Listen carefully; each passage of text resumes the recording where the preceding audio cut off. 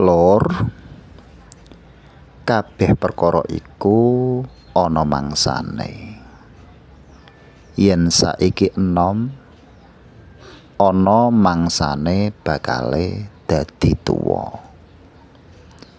Yen saiki urip, uga ana mangsane sok mben bakale mati.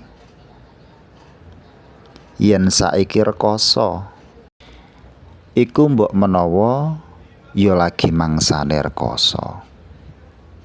Sapa ngerti mbuh iku kapan awak dadi mulya.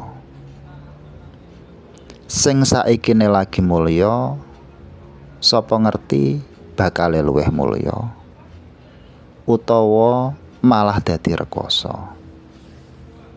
Mulane lur, ora ana sing ngerti garising urip kejaba yen wis kelakon.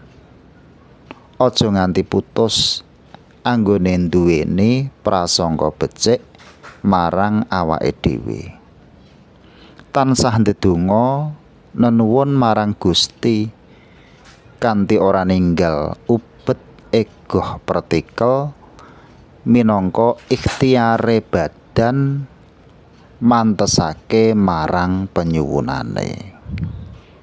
Eling-eling ya lur.